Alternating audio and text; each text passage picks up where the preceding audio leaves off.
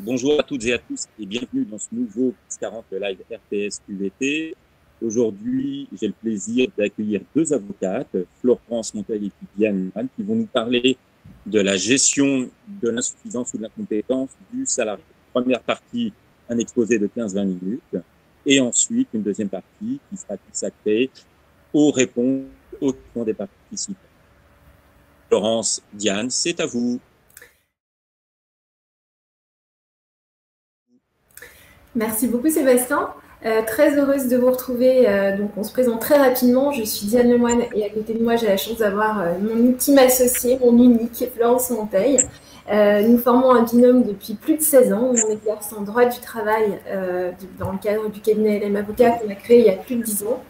Et notre mission principale de tous les jours, c'est de veiller à accompagner les entreprises et les salariés pour permettre en réalité qu'il y ait une amélioration des conditions de travail, de la relation de travail, permettre que tout à chacun puisse travailler ensemble dans un climat serein, on l'espère. En tous les cas, on fait de notre mieux. Donc, on participe à la rédaction de documents uniques, de chartes de télétravail et d'autres documents. Voilà.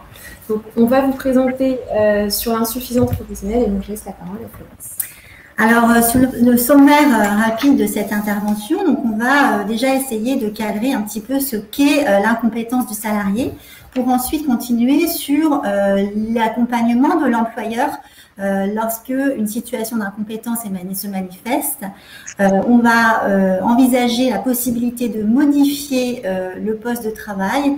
Et enfin, lorsque véritablement on a mis en place tous les éléments pour permettre de rectifier la situation, on va envisager le licenciement pour insuffisance professionnelle. Alors, sur la définition juridique, lorsqu'on parle d'incompétence, en réalité, en termes juridiques, on parle d'insuffisance professionnelle. Et ça recoupe finalement la mauvaise qualité du travail. Alors, cette notion d'insuffisance professionnelle, elle se distingue de l'inaptitude professionnelle et de l'incapacité de travail que vous avez dû certainement entendre au cours de votre activité professionnelle. Donc, l'insuffisance professionnelle, on est vraiment sur la mauvaise qualité de travail, alors que l'inaptitude et l'incapacité, on est sur des notions différentes puisqu'il y a un critère santé. Donc, l'inaptitude professionnelle est constatée par le médecin du travail et l'incapacité professionnelle de travail est constatée par le médecin de la CPAM. Donc, c'est une définition, l'insuffisance professionnelle est une définition qui est purement jurisprudentielle. Donc, vous ne trouverez pas de définition dans le Code du travail. Elle a été élaborée de manière empirique au fur et à mesure des décisions de justice. Justement, la jurisprudence, elle a bâti une notion de l'insuffisance professionnelle par plusieurs critères. Il faut plusieurs éléments pour que l'insuffisance professionnelle puisse être retenue, puisse être qualifiée d'insuffisance professionnelle.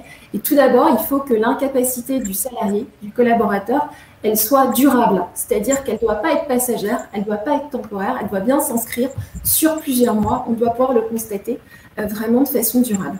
Ensuite, deuxième critère, il faut que cette insuffisance professionnelle, elle repose sur des éléments objectifs, des éléments précis et vérifiables, c'est-à-dire que le juge doit pouvoir vérifier les éléments qui sont mis en avant, qui viennent soutenir et fonder l'insuffisance professionnelle. Donc, on vous a mis des petits exemples pour rendre la chose vivante, puisque les termes, voilà, objectifs, précis, vérifiables. Très concrètement, par exemple, si un salarié se voit reprocher par son employeur dans la lettre de licenciement d'un manque d'imagination, d'un manque d'initiative, et ben, c'est pas du tout suffisant. Voilà, c'est trop vague, c'est trop imprécis. On n'est pas sur du précis et du matériellement vérifiable.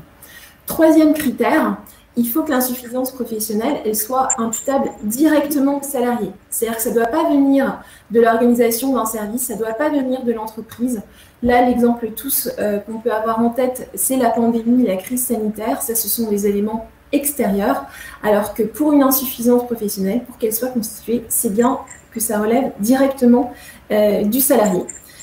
Quatrième critère, il faut que les tâches confiées correspondent bien au poste pour lequel le salarié est sous contrat avec l'employeur. Donc, ce sont évidemment, si on sanctionne dans le cadre d'une insuffisance professionnelle sur des choses qui ne relèvent pas du tout de la sphère professionnelle du salarié pour lequel il a été recruté, c'est évidemment pas valables. Alors, des exemples, par exemple, on a eu un dossier au cabinet sur une RH qui s'était vu reprocher une insuffisance professionnelle sur des tâches achats, donc relevant des fonctions d'achat, ou des tâches comptables. Ça, évidemment, c'était pas à la base son poste, c'est pas son périmètre d'intervention, on peut pas la sanctionner puisqu'il faut que ce soit lié à son poste. Dernier critère qui est également constitutif d'une insuffisance professionnelle, c'est qu'il faut que l'employeur ait préalablement assuré l'adaptation du salarié à son poste de travail, notamment par les actions de formation. Exemple type, l'entreprise acquiert un nouveau logiciel, et bien évidemment, il faut former les collaborateurs, tous les collaborateurs qui doivent manipuler ce logiciel de travail. Alors en clair, avant de savoir si on se situe dans le cadre d'une insuffisance professionnelle, il faut vérifier que tous ces critères qu'on a relevés ensemble puissent être démontrés. Et également, il va falloir, dans un second temps, une fois qu'on a relevé cette définition, assurer l'accompagnement du salarié par l'employeur. Et ça, c'est une obligation à charge pour l'employeur. Donc déjà, dans le cadre de la période d'essai, il faut vraiment mettre à profit la période d'essai parce qu'on voit trop souvent finalement des périodes d'essai qui ne sont pas tellement utilisées ni par le salarié ni par l'employeur pour se tester réciproquement. Par la suite, une fois que la période d'essai est passée, l'insuffisance professionnelle peut arriver plus tard. Et à ce moment-là, il faut penser à effectivement prévoir des entretiens pour définir des axes d'amélioration avec des objectifs qualitatifs et quantitatifs, toujours avec cette idée quand même de notion de bonne foi. C'est-à-dire qu'il faut éviter aussi que le salarié se sente finalement pris au piège et qu'il sente une pression accrue sur sa personne. Donc ça, c'est quand même quelque chose d'assez subtil à mettre en place, mine de rien. Évidemment, on utilise les entretiens annuels d'évaluation pour faire valoir les difficultés qui sont relevées tout au long de la collaboration. Et enfin, et ça c'est aussi une obligation de l'employeur, c'est l'obligation de proposer des formations pour adapter le poste de travail à l'évolution, notamment des nouvelles technologies, mais pas seulement, pour permettre aux salariés de monter en compétences. Donc ça, ce sont vraiment des étapes, je dirais, préalables. Justement, quelques exemples d'accompagnement du salarié très faciles à mettre en place quand on estime qu'un salarié a besoin d'aide. Et bien, tout d'abord, refaire faire des formations internes et externes. Donc là, vous connaissez tous les outils. Il y en a de multiples. Il y en a qui sont amplifiés justement par la pandémie et les prises en charge spéciales Covid qui sont mis à la disposition des sociétés, des associations notamment. Donc, bien penser à faire faire à son collaborateur des formations internes, des formations externes. Utiliser son compte personnel de formation, le fameux CPF, notamment. Autre exemple, la mise en place d'un tutorat d'entretien hebdomadaire. Alors, c'est un espèce de coaching sur mesure, un manager qui vient accompagner un salarié, qui vient le soutenir et l'aider. Et toujours fait de façon, comme vous l'a rappelé Florence, de façon loyale, un petit peu subtile, c'est-à-dire qu'il ne s'agit pas d'être tout le temps derrière le dos du salarié, de lui mettre de pression, de regarder ce qu'il fait, mais justement une espèce de bienveillance en disant, voilà, la porte est grande ouverte, on fait des points réguliers, le point sur les difficultés éventuelles rencontrées pour permettre aux salariés de s'améliorer. On fixe également des objectifs à court terme. Donc là encore, il ne faut pas qu'ils soient surréalistes, mais des choses qui peuvent être totalement réalistes et faisables. Donc, et on fait des points réguliers. On peut proposer également des coachings d'équipe parce que parfois, il y a une incidence sur d'autres collègues s'il y a une inertie du salarié, des lenteurs. Donc voilà, essayons de faire des points réguliers. C'est toujours fait avec bonne foi par l'entreprise pour faire monter le salarié en compétences et endiguer l'insuffisance professionnelle éventuelle. Alors, si tout cela, finalement, peut aboutir à une modification du poste du travail, c'est quelque chose qu'on peut aussi envisager de concert avec le salarié, parce que finalement, on s'aperçoit que tel salarié serait finalement mieux à tel et tel poste de travail. Donc là, évidemment, il faut faire très attention à la notion de modification du contrat de travail, qui est différente de la notion des modifications des conditions de travail.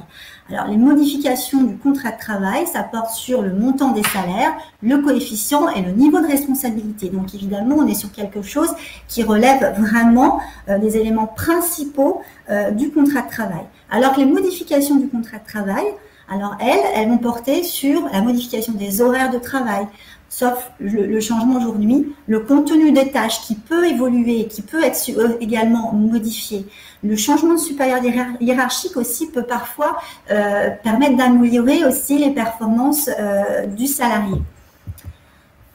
Alors justement, la modification de ce contrat de travail, évidemment, il faut toujours bien avoir en tête, et sans doute que vous avez ce réflexe, de toujours proposer la modification dans le cadre d'un avenant de contrat de travail. Donc si vous faites par exemple changer de poste, évoluer votre salarié, toujours avoir ce réflexe de lui proposer un avenant qui pourra signer, voilà, si on est sur la modification du contrat de travail.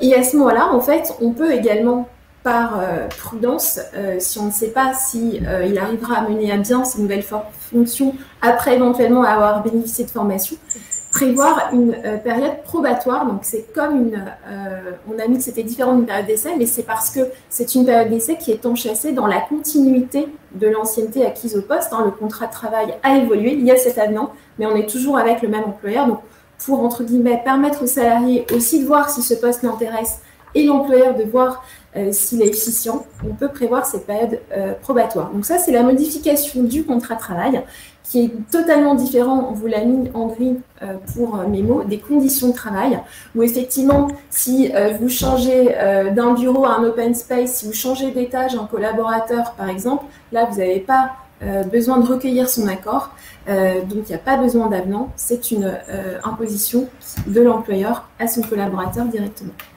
Et d'ailleurs, le refus de cette modification peut entraîner une sanction, donc un avertissement ou autre.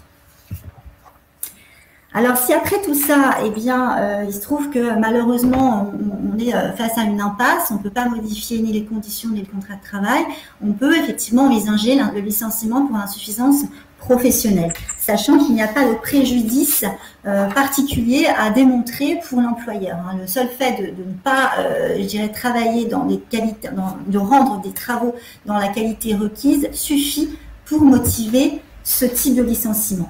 Alors, il faut bien distinguer le licenciement pour insuffisance professionnelle, le licenciement disciplinaire. Donc, on a d'un côté un licenciement qui n'est pas disciplinaire, donc l'insuffisance professionnelle, c'est ce qu'on a vu avec tous les critères qu'on a vus au début. Donc, c'est l'incapacité durable avec des éléments précis, en rapport avec la qualification et les fonctions et imputable au salarié. En revanche, le licenciement disciplinaire, il relève de la faute du salarié. Et donc là, on va qualifier de faute simple, faute grave ou faute lourde. Donc les différences sont quand même importantes puisque dans le premier cas, le licenciement pour insuffisance professionnelle, on est face à un salarié qui ne peut pas accomplir ses fonctions, qui n'y arrive pas, malgré la bonne volonté. Alors que dans le licenciement disciplinaire, on est face à un salarié qui ne veut pas accomplir ses fonctions. Donc, il y a vraiment cette distinction et c'est grâce à cela qu'on arrive finalement à savoir sur quel licenciement on va partir. Donc, je ne peux pas, je ne veux pas. On vous a rematérialisé les deux grosses catégories qu'on vient d'évoquer. Alors, si on rentre dans l'insuffisance professionnelle, ce qui est intéressant quand on est RH, c'est de se dire, pour bâtir ma lettre de licenciement, jusqu'à quelle période je peux remonter dans la carrière de mon salarié si je veux le licencier pour insuffisance professionnelle. Eh bien, on peut remonter sur des faits anciens, sur des éléments très concrets et, on l'a vu, objectifs et matériellement vérifiables, qui ne sont pas forcément récents, alors que, vous le savez, dans le cas d'un licenciement pour faute, un licenciement disciplinaire, c'est très encadré. On ne peut pas invoquer des faits antérieurs à un délai de 2 mois avant la mise en œuvre du licenciement. Donc, c'est la différence, c'est l'ancienneté des faits qui peut être le critère pour choisir l'une ou l'autre procédure. Autre élément de distinction, je viens d'en parler, on ne met pas les mêmes choses dans la lettre de licenciement, puisque pour l'insuffisance professionnelle, on ne va pas spécialement évoquer une faute, on va parler de la mauvaise qualité des tâches accomplies par le salarié, ce n'est pas forcément fautif. En revanche, ça l'est bien sûr sur le disciplinaire qui doit viser des choses très précises. Autre différence dans la construction de la lettre de licenciement, dans les deux gros volets, quand on est dans l'insuffisance professionnelle, il faut mentionner tout ce qui a été fait en amont par l'employeur pour éviter d'arriver à cette procédure de licenciement. On l'a vu, toutes les mesures d'accompagnement. Alors que pour le licenciement disciplinaire, évidemment, ça va pas être, c'est pas le sujet, évidemment, ça va pas être mentionné. Et il faut, en revanche, pour le disciplinaire, viser des faits très précis avec des dates qui puisse être vérifiable s'il y a un contentieux par un juge. Alors du coup, on vous a choisi quelques exemples de jurisprudence, de situations qui ont été visées par les tribunaux. Donc voilà, on a vu que par exemple la Cour de cassation a estimé que les erreurs et les carences professionnelles d'un comptable qui a provoqué une mise en demeure des services fiscaux peuvent révéler une insuffisance professionnelle. Alors là, c'est un condensé, mais en réalité, on ne sait pas tout ce que l'employeur a mis en œuvre avant, parce qu'effectivement, pour arriver à cette situation-là, la Cour de cassation a vérifié que tous les points qu'on a évoqués avec vous ont été cochés quelque part. Et puis, effectivement, nous, on a eu personnellement un dossier récemment concernant une salariée qui a été licenciée pour insuffisance professionnelle et qu'on a contesté à notre sens à juste titre, puisque c'est une salariée à qui on a reproché de ne pas rendre ses plannings dans les temps, enfin ses travaux dans les temps, selon le planning qui soi-disant avait été fixé par le supérieur hiérarchique. Et il se trouve que le supérieur hiérarchique en question n'était pas en mesure de démontrer qu'il y avait véritablement un rétro-planning qui avait été assigné à la salariée et qu'il y avait véritablement des délais à respecter. Donc là encore, si on veut licencier pour insuffisance professionnelle, encore faut-il bien évidemment pouvoir être en mesure de démontrer la mise en œuvre de toutes les démarches accomplies par l'employeur préalablement. Et pour le démontrer, on a quelques exemples qui sont un petit peu inédits. Par exemple, des licenciements pour insuffisance professionnelle qui peuvent être fondés sur des enquêtes de satisfaction qui ont été réalisées par l'employeur, mais par le biais d'une société extérieure. Donc, on connaît tous ces instituts de sondage. Si l'enquête est faite pour le salarié en question avec plusieurs informations, plusieurs critères, et que les avis sont négatifs sur la qualité de la prestation, l'employeur pourrait s'en servir pour mettre en œuvre un licenciement, pour justifier un licenciement pour insuffisance professionnelle. Ça peut être un exemple assez marquant et puis qui va sans doute se développer d'ailleurs, puisque ça devient un outil assez fréquent utilisé par les entreprises, la satisfaction client. Ce qui est difficile souvent aussi, c'est la frontière entre les négligences et les erreurs. Voilà, parce que Florence vous l'a dit, il n'y a pas forcément de préjudice pour l'entreprise. Il peut quand même y en avoir un. La conséquence, quand vous avez des travaux à rendre de façon qui sont très très longues, on a des exemples, par exemple, d'un salarié qui a mis 7 semaines au lieu d'une semaine à rendre un travail, eh bien, ça peut avoir un préjudice pour l'équipe et pour l'entreprise. Donc, la frontière erreur-négligence est souvent difficile pour savoir vers quel type de licenciement éventuellement s'orienter. Voilà pour notre exposé. On a un peu dépassé le timing de 15 minutes, je crois. Aucun problème. Non, c'est très bien. Donc, on va passer maintenant à la partie questions. Il y a déjà beaucoup de questions. D'accord, très bien. Donc, on va démarrer avec les questions par ordre chronologique. En fait, Karine demande si la période de Covid actuelle a compliqué la possibilité de manifester son mécontentement à un salarié dont le travail ou l'engagement serait insatisfaisant. Est-ce que notre situation, soit j'imagine de télétravail ou de contexte sanitaire difficile, ça complique les choses? Après, tout dépend sur quoi va reposer l'insuffisance professionnelle. C'est-à-dire qu'effectivement, si l'insuffisance professionnelle relève par exemple d'une difficulté de mise en place du télétravail, d'une manipulation un peu plus compliquée, difficile et laborieuse des outils digitaux, donc une lenteur aussi qui peut peut-être s'expliquer du fait d'un éloignement, c'est vrai que le salarié va peut-être aisément être en mesure de dire oui, mais moi on m'a pas bien formé sur le travail à distance, on m'a pas accompagné sur le travail à distance, donc j'ai plus de difficultés à prendre en main ces outils-là. Donc ça peut avoir une incidence de ce côté-là, mais après le Covid en lui-même, je pense n'a pas. Moi, je pense qu'en plus avec le Covid, peut-être il y a eu plus d'échanges de mails parce que moins de réunions informelles, etc. Donc peut-être qu'il y a en termes de preuves davantage de relance, etc. Donc c'est pas forcément. en termes de constitution d'objectifs matériellement vérifiables, peut-être qu'on a plus d'écrits. Compliqué. Ouais. Oui. Alors, pour approfondir la question, finalement, je me demande si, dans le cas de quelqu'un qui est en télétravail avec une mauvaise connexion, Internet, un problème dans des visios ou autres, est-ce que finalement, comment on fait pour identifier ce serait pas les problèmes techniques? Pour moi, sur les critères qu'on a vus, ce ne serait pas imputable au salarié. Hein, c'est une connexion défectueuse. Il n'y est pas forcément pour grand-chose, le pauvre. Voilà, il peut, mais comment ça se prouve, ça? C'est-à-dire, moi, je suis salarié, je dis, bah voilà, ma connexion n'est pas bonne, j'habite à la campagne, ça marche pas très bien. Donc, le salarié écrit à son employeur en disant qu'il a un problème, c'est sans doute passager, c'est sans doute temporaire. Donc, on ne sera pas non plus sur le critère, en principe pas, de l'incompétence qui est durable, parce qu'elle est sans doute passagère. Donc là, l'employeur qui licencierait pour insuffisance pour ce contexte, moi, je pense qu'il prendra un énorme risque en réalité. Après, il y a plusieurs choses. C'est qu'après, les visios comme celles que nous faisons aujourd'hui, soit elles sont enregistrées, soit il y a souvent un suivi par la suite. Donc, il peut y avoir ce type de preuves. Alors après, les enregistrements, on sait que par le RGPD, il faut quand même faire un peu attention à ça. Normalement, les salariés doivent être tous au courant du contenu RGPD de l'entreprise, surtout dans le cas d'un télétravail. Mais oui, ça peut tout à fait être facilement démontrable, je pense, par un salarié qui rencontre ce type de difficulté. D'autant plus que l'employeur a normalement l'obligation de, tout mettre en œuvre pour que le salarié puisse aisément travailler à distance. Hein. Ça, c'est le gros défi de cette année. Hein. C'est toute la difficulté parce qu'un réseau qui n'est pas bien couvert dans une campagne et le salarié peut être de bonne foi. Et même, est-ce qu'on peut demander à un salarié de changer son abonnement, par exemple pour passer à la fibre, pour pouvoir mieux travailler? Après, si c'est une prise en charge par l'employeur, je pense que bien sûr, on peut tout à fait l'envisager.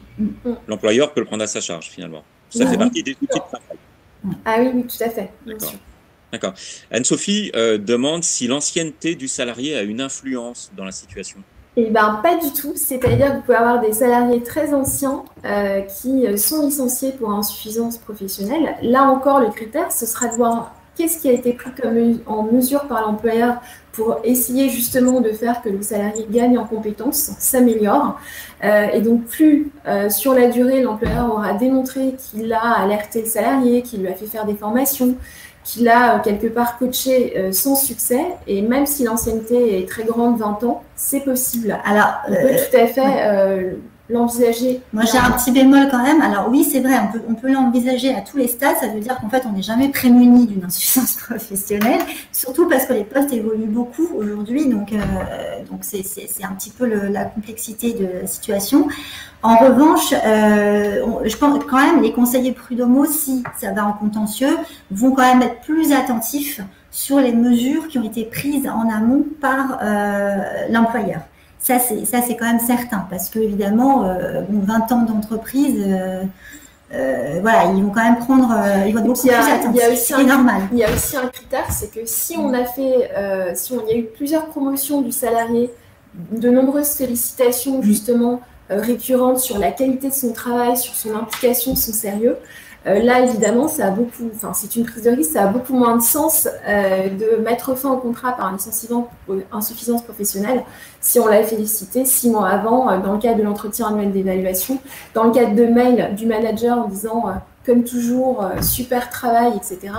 Voilà, il faut une cohérence en fait du contexte aussi, bien sûr. Donc, ça amène la notion quand même de temporalité, c'est-à-dire ça peut être très bref et très ponctuel sur un élément très précis, ce qui ne vient pas remettre en cause la globalité de la compétence ou des savoir-faire du salarié. Il faut que l'insuffisance, elle s'inscrive quand même bien dans le temps, c'est ce qu'on a dit. Et puis aussi, ça paraît idiot, mais que le salarié n'ait pas de problème personnel. Donc toi, Sébastien, tu parlais évidemment la problème de connexion des outils de travail. Et puis après, on peut avoir dans la vie personnelle un passage à vide, une période plus difficile. Évidemment, l'employeur qui s'engouffre dans la brèche parce que le salarié est moins performant pour quelques semaines, c'est risqué et pas forcément très loyal. Voilà, d'où la notion de durabilité quand même. Voilà, d'accord. Par contre, ce qui est vrai aussi, c'est que c'est toutes ces mesures-là qu'on a rappelées. Il faut qu'il y ait une suite logique, c'est-à-dire que s'il y a une grosse interruption, c'est-à-dire que si on met en œuvre des formations, une adaptation, et puis un tutorat par exemple, et puis il s'écoule 2 ans, et puis finalement on licencie au bout de 2 ans alors qu'il n'y a plus rien. Enfin voilà, il faut quand même qu'il y ait une continuité, toujours dans une logique de bonne foi et de cohérence, quoi. Et oui, parce que c'est quand même une notion assez difficile à apprécier, la question de l'insuffisance. Donc, la question de la bonne foi est quand même mobilisée, là. Beaucoup. Elle est beaucoup mobilisée parce qu'il y a quand même une appréciation quelque part qui reste un petit peu subjective de la bonne ou mauvaise qualité de travail. Et ça, c'est quand même très compliqué parfois. Il y a la frontière, puis la frontière entre la faute et donc le licenciement disciplinaire et l'insuffisance professionnelle, la frontière est quand même des fois très très fine. On passe souvent de l'un à l'autre. Ouais, c'est ce qu'on disait sur les erreurs, sur la négligence, etc.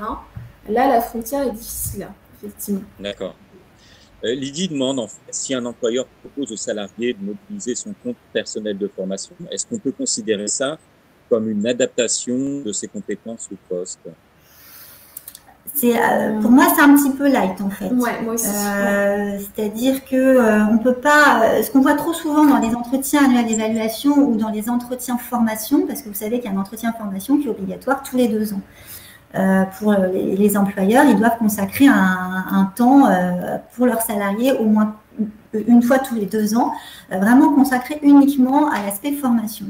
Et sur ces suivis, on se contente, on voit trop souvent des formulaires dans lesquels on a indiqué monsieur un tel, madame un tel ne demande pas de formation, demande-t-elle une formation, oui, non, et on coche oui, non, ou souhaite-t-elle utiliser son compte professionnel de formation, oui, non. Bon, nous on estime que c'est un peu juste quand même, c'est-à-dire que si on se retrouve devant une contestation dans le cadre d'un litige, on va dire qu'on a fait un peu court et en termes d'accompagnement, c'est pas très concret. Donc il vaut quand même mieux, surtout si on est face à une insuffisance professionnelle qui est quand même décelable, dire bah voilà, moi j'ai repéré que dans tel et tel domaine c'est pas très performant. Voilà ce que j'ai repéré comme formation qui à mon avis pourrait t'aider. Ça dure 4-5 heures et de le noter. Et là, pour le coup, c'est quand même beaucoup plus concret. On est sur, Et puis c'est pareil, donc la société, l'association peut prendre, si elle le peut, sur son budget de formation, sans aller tout de suite demander au salarié de lui mobiliser son CPF. Voilà, c'est aussi à l'employeur d'abord de voir ce que lui peut faire et de suggérer, de proposer aux collaborateurs, plutôt que de le laisser se dépatouiller avec son CPF et ses recherches de formation lui-même. Voilà. Il y a quand même une notion de proactivité, quoi. Il y a Samuel qui dit que visiblement c'est une expérience qu'il a pu soit observer de près ou vécu, que les conseillers prud'homaux regardent l'historicité et l'ancienneté du salarié dans le cas d'une attitude comme ça. L'ancienneté, c'est comme je disais, en fait, elle va compter pour la solidité du dossier. C'est-à-dire que plus le salarié est ancien et plus il est clair qu'il va falloir être irréprochable.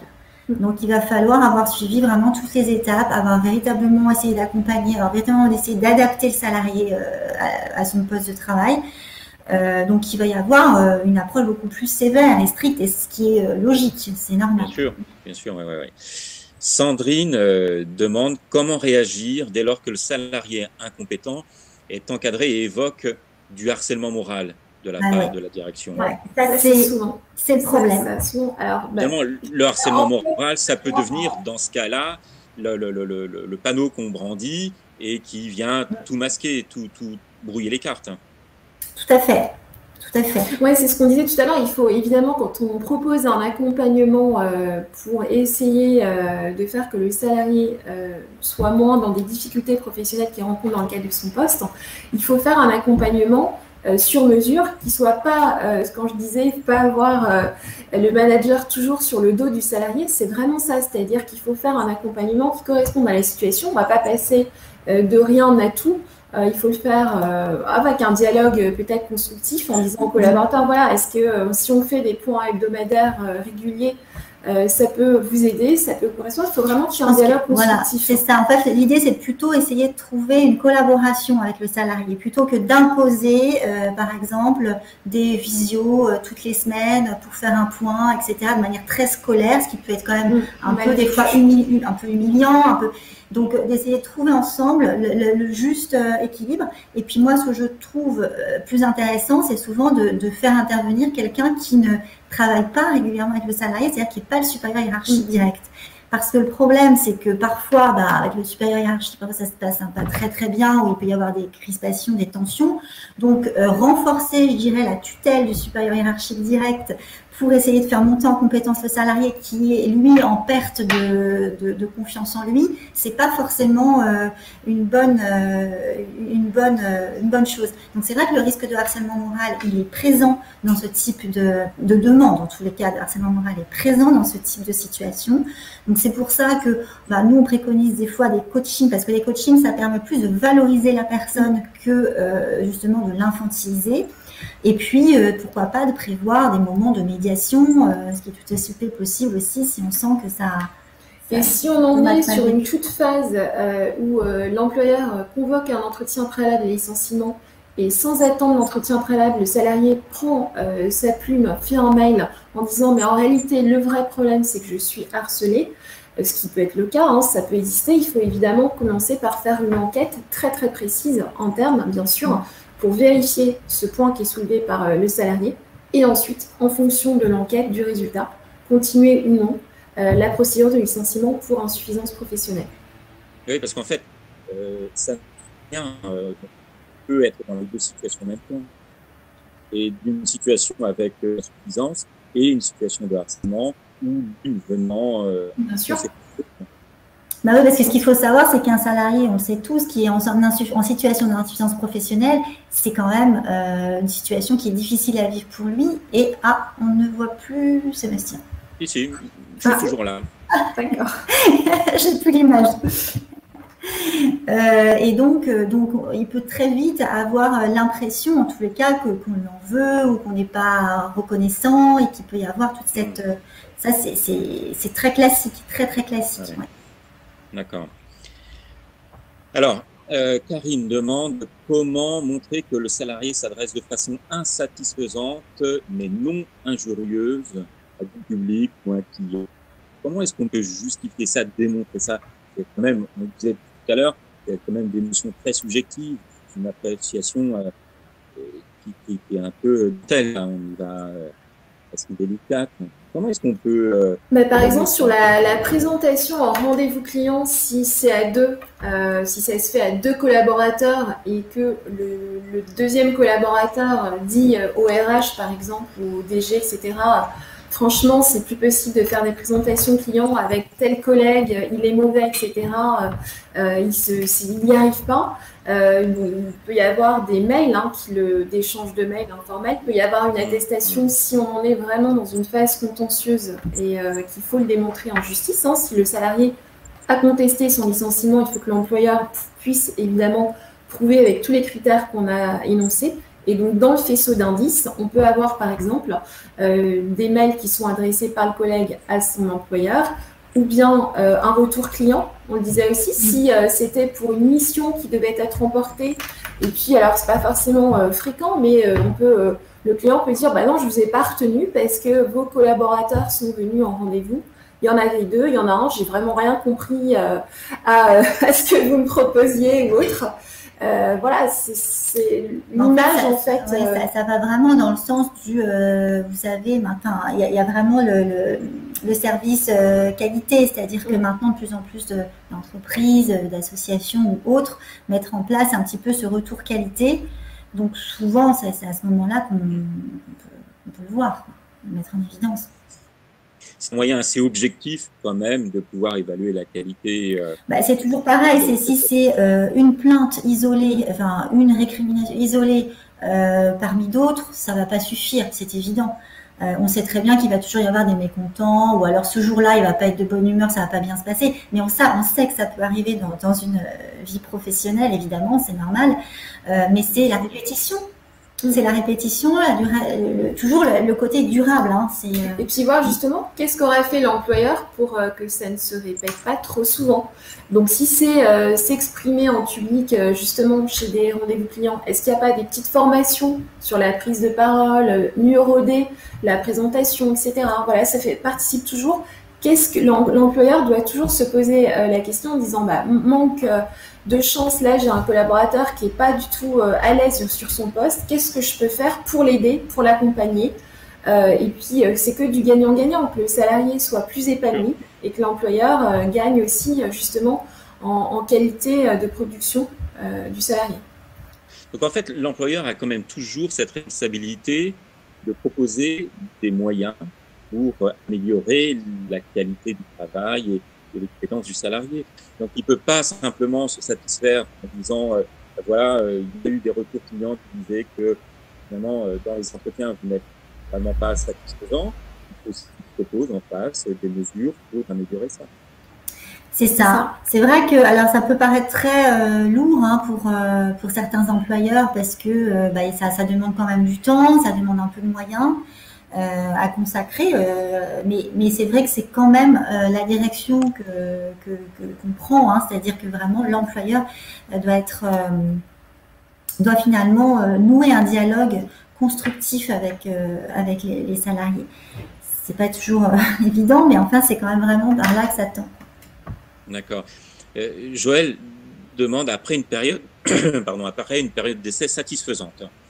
L'employeur peut-il licencier le salarié pour insuffisance professionnelle? Ça, c'est la première partie de la question. Et puis, la deuxième partie, c'est est-ce que le travailleur licencié pour insuffisance peut réclamer paiement de dommages et intérêts s'il n'y a pas eu d'accompagnement de l'employeur? Alors oui, alors pour la première question, c'est-à-dire est-ce qu'on peut licencier pour insuffisance professionnelle juste après finalement une période d'essai qui s'est révélée satisfaisante puisqu'elle a été confirmée. Alors là c'est un peu délicat parce que effectivement, alors évidemment nous on en a souvent des employeurs qui nous disent ah mince moi j'ai raté le coche, j'aurais dû la période d'essai, je l'ai pas fait, mais là on est bien désolé mais c'est un peu tard. C'est pour ça qu'en lors d'exposé, vraiment la période d'essai c'est vraiment un moment où il faut se tester réciproquement. Juste après, c'est très déconseillé, ça c'est sûr. Donc après, une fois que c'est fait, il faut remettre en place toutes les mesures d'accompagnement, et puis faire un point 6 mois après. Et 6 mois après la fin de la période d'essai, oui, on peut l'envisager. Mais on est obligé de laisser un temps supplémentaire, c'est normal. Et là, justement, l'employeur, il doit donner des moyens aux salariés pour voilà, pendant cette période-là, et s'il y a l'échec de cette amélioration-là, alors il peut...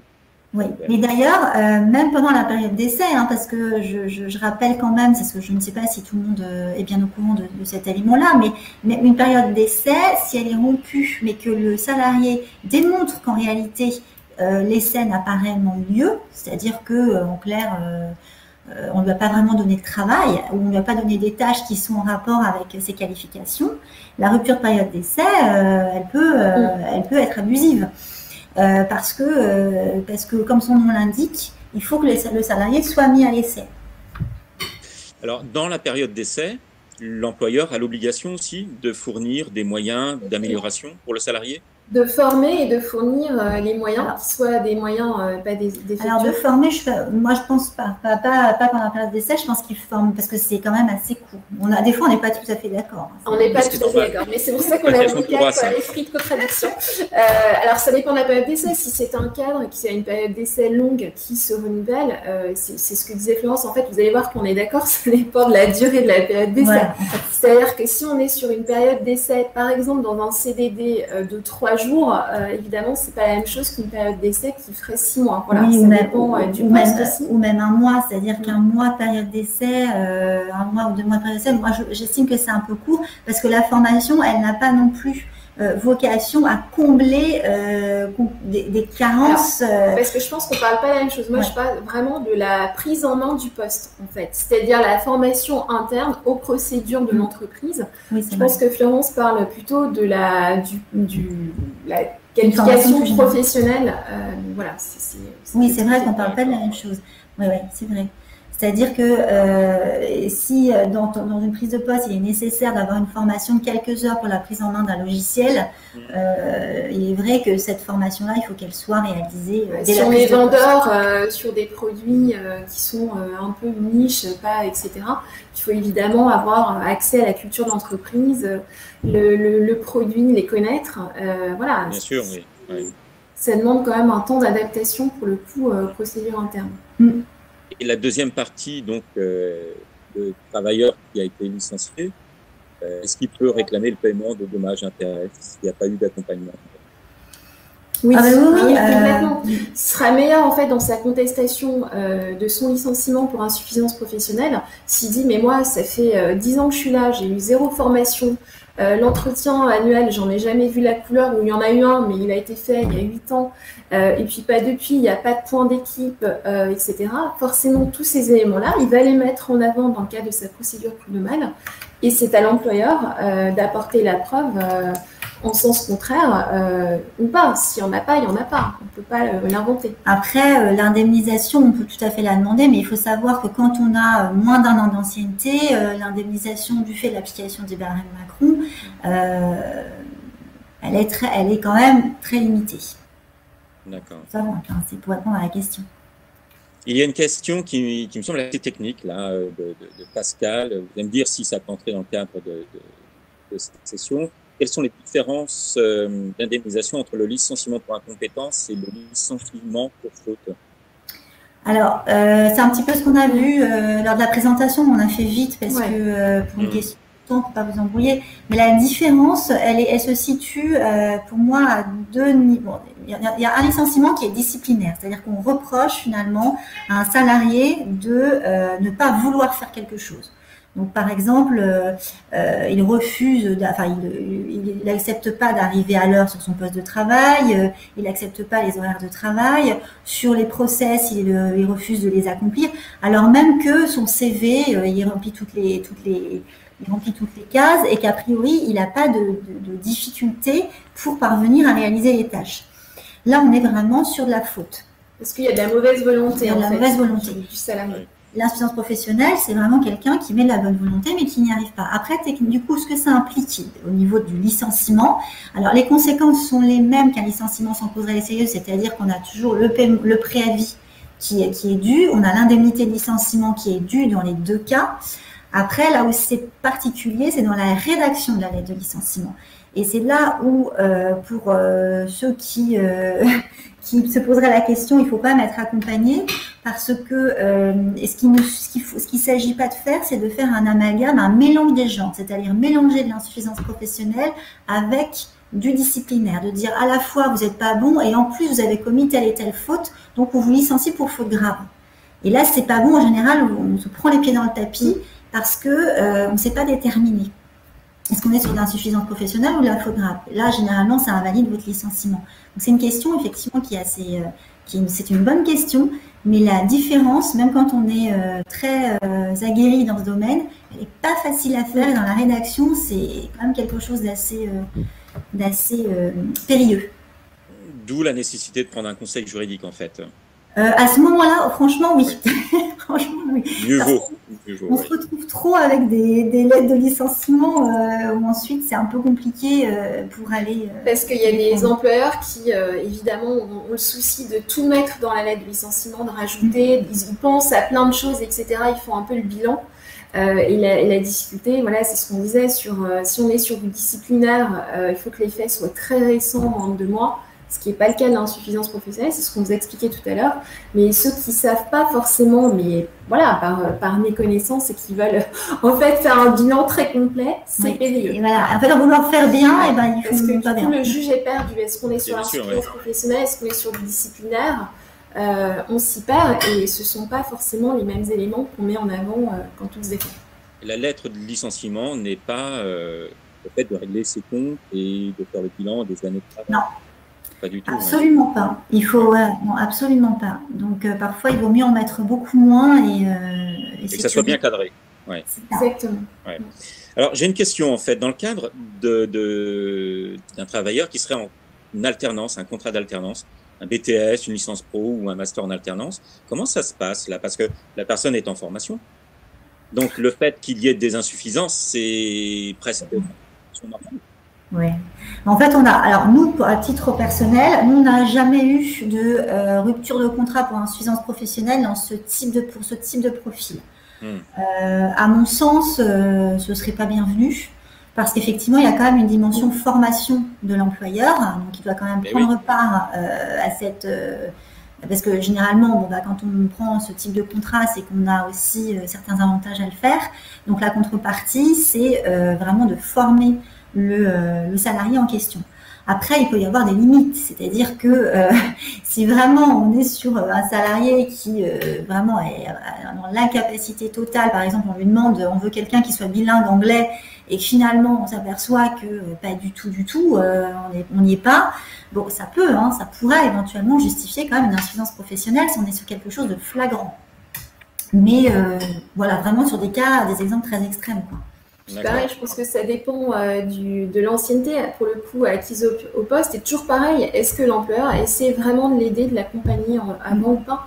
Toujours pareil, si on est en 2e, 3e année, etc., de présence dans l'entreprise ou pas. Voilà, on va jauger au contexte et aux efforts faits par l'employeur pour essayer de ne pas mettre fin à ce contrat atypique. D'accord. Mathieu a une question complémentaire. Si l'employé formule lors d'un bilan annuel le souhait d'être formé pour être plus efficace dans son travail, d'être formé par l'entreprise et que que l'entreprise renvoie l'employé vers son compte CPF alors qu'il y a une offre interne de formation.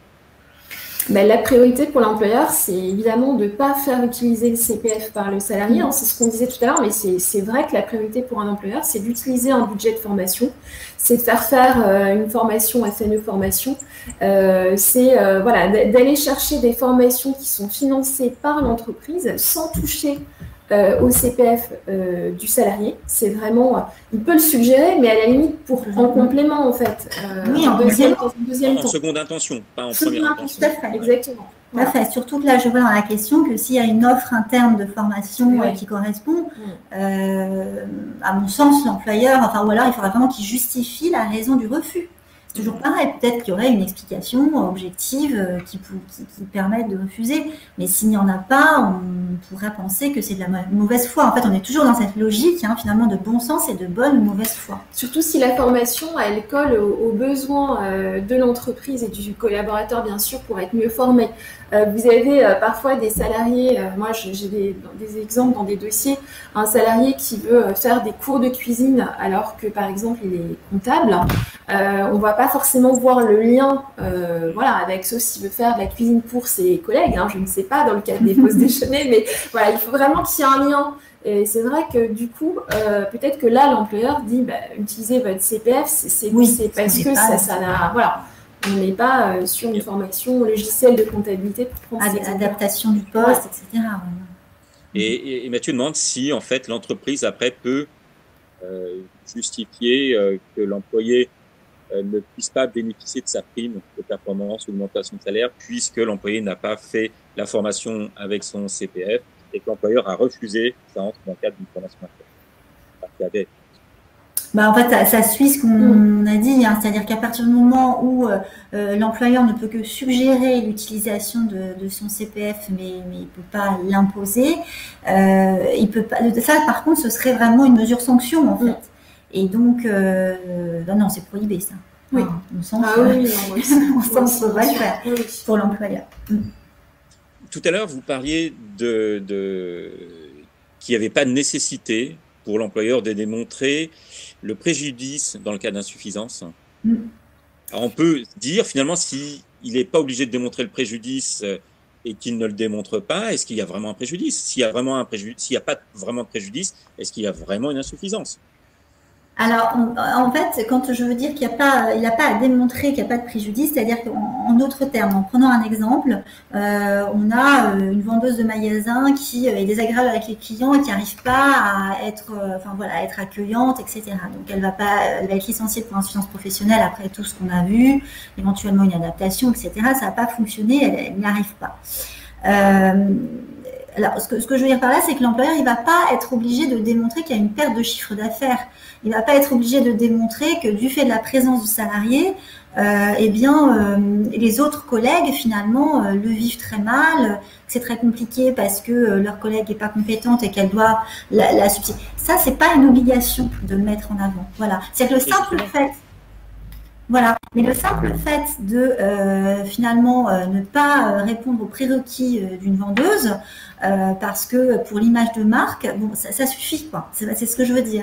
Après, dans la pratique, c'est vrai que souvent, on a la conséquence de l'insuffisance qui est mise dans la lettre. Hein. C'est clair que, en général, l'employeur pense tout de suite à essayer de bien expliquer dès la lettre, d'abord pour le collaborateur qui la reçoit, et ensuite en cas de contentieux éventuel, la conséquence de l'insuffisance professionnelle. Donc sur les erreurs répétées dont on parlait, les négligences, etc., et bien souvent dans la pratique, on va trouver la répercussion sur les collègues de travail parce que vous avez pris trop de temps à faire, donc on a dû vous décharger pour, etc. Donc il y a plein d'exemples qui, en général, parlent des conséquences de cette insuffisance professionnelle sur l'entreprise, le service, l'image de l'entreprise à l'extérieur. Quand on reprenait la présentation à des clients, par exemple, etc., bah, ça, clairement, mais c'est pas obligatoire. Non, c'est pas obligatoire parce que, par exemple, une assistante ou une secrétaire qui fait plein de fautes d'orthographe dans ses mails ou ses courriers, il n'y aura pas forcément de plainte de clients, il n'y aura pas forcément d'incidence sur l'activité, donc il n'y aura pas forcément de quelque chose de palpable, mais on pourra quand même, si bien sûr toutes les mesures sont mises en place, éventuellement licencier pour insuffisance professionnelle parce qu'on a quand même embauché ce salarié pour répondre pour accomplir des tâches avec un certain degré de qualité. Et donc c'est en cela où on estime finalement que le préjudice, on n'est pas tenu de le démontrer, de le mettre en évidence au premier plan. D'accord, parce qu'en fait, dans le cas de défaut d'orthographe, effectivement, à l'interne, il n'y a pas de conséquences particulières. La vendeuse, finalement, qui n'est pas très souriante ou pas très je sais pas quoi, s'il n'y a pas de baisse de chiffre d'affaires, s'il n'y a pas de fuite de la clientèle, il n'y a pas de conséquences, il n'y a pas de préjudice. Auquel cas, s'il n'y a pas de préjudice, est-ce qu'elle est vraiment insuffisante? Ah ben, ça reste toujours subjectif. Ouais, c'est vrai que c'est subjectif. Donc, ça veut dire qu'il y a la nécessité d'avoir une espèce de grille de référence de ce qui est suffisant pour le poste et on l'atteint ou pas, quelles que soient les conséquences. Voilà, c'est ce qu'on reprend toujours les mêmes critères, hein, la durabilité de l'insuffisance. Voilà, une vendeuse qui est désagréable un jour, mais la même vendeuse qui le lendemain est tout à fait souriante et normale et avenante. Voilà, c'est pas passager, c'est vrai que le fait de faire une grille avec, par exemple, des objectifs, quand on voit quelqu'un qui, par exemple, n'est pas suffisamment souriant, de dire, bah voilà, moi, l'objectif pendant 6 mois, c'est que je puisse constater une amélioration du comportement. Et est-ce que c'est atteint ou pas, de vraiment formaliser les choses et d'objectiver finalement les tâches et ce qu'on attend du salarié.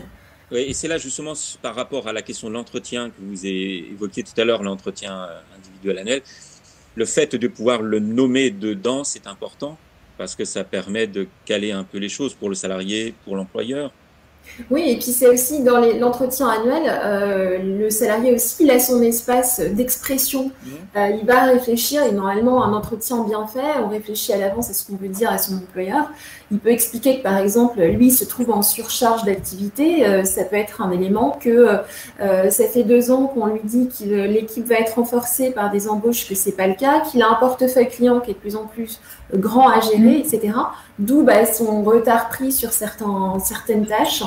Voilà, ça peut être aussi l'espace de liberté. Donc c'est là le moment où l'entretien doit être évidemment constructif et chacun va essayer de voir comment améliorer. Le salarié, est-ce qu'il peut faire des efforts, est-ce qu'il doit faire des efforts, l'employeur, comment il peut l'aider, est-ce qu'il peut décharger, est-ce qu'il peut former, etc. Voilà. L'entretien, oui, c'est important. Oui. Et ça se retrouve dans tous les dossiers quand malheureusement on est obligé d'aller en contentieux parce qu'on n'a pas trouvé de solution amiable. Les entretiens annuels, on les retrouve dans tous les dossiers. Donc c'est vraiment un passage à pas négliger jamais. Marine demande en fait quel est le risque pour l'entreprise si l'insuffisance professionnelle n'est pas reconnue au prud'homme. Alors à ce moment-là, la conséquence c'est que le licenciement est jugé sans cause réelle et sérieuse. Donc ça implique alors, le préavis a déjà été payé et l'indemnité de licenciement a déjà été payée dans le cadre d'un licenciement pour insuffisance professionnelle. Donc, c'était dommages et intérêts en application du barème Macron que peut-être certains d'entre vous connaissent. Donc, c'est en fonction de l'ancienneté. Voilà.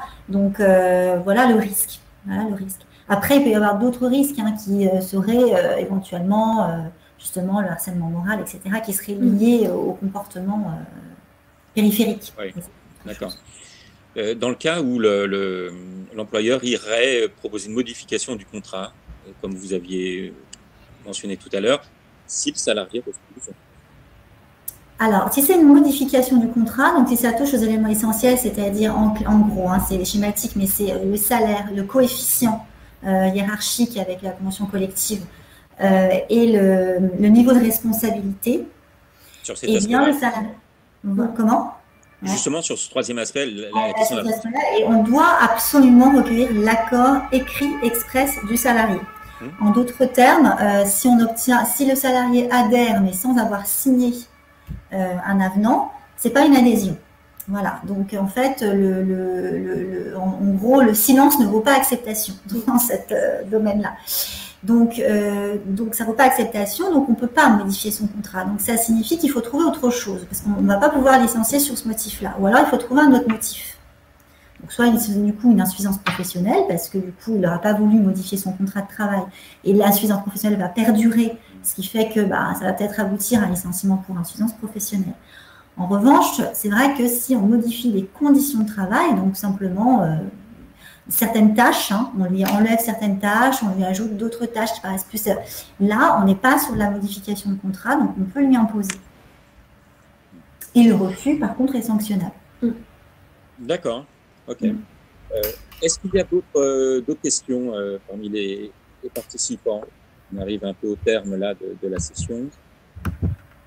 Est-ce que vous avez d'autres questions à poser? Et de votre côté, est-ce que vous avez des choses que vous voulez préciser, peut-être que vous n'avez pas expliqué dans le diaporama? Non, je pense qu'on a réussi à faire le tour avec les questions, donc à mon sens... D'accord. D'accord. Donc, pas d'autres questions du côté des participants? Il y a beaucoup de messages de remerciements dans le chat. Merci à tous. On a reconnu certains noms. Oui, on est très content de voir certaines personnes apparaître. Voilà, il y a effectivement, c'est un exposé très clair. Écoutez, s'il n'y a pas de nouvelles questions, merci à vous d'être venu cette présentation. J'espère une nouvelle pour un autre thème peut-être. Oui, avec plaisir. Merci aussi. À l'avenir. Et puis, donc, on pourra vous retrouver au replay sur YouTube dans quelques heures seulement. Voilà. Très bien, super. Merci beaucoup, Sébastien. Au revoir à tous. Merci. Bonne journée.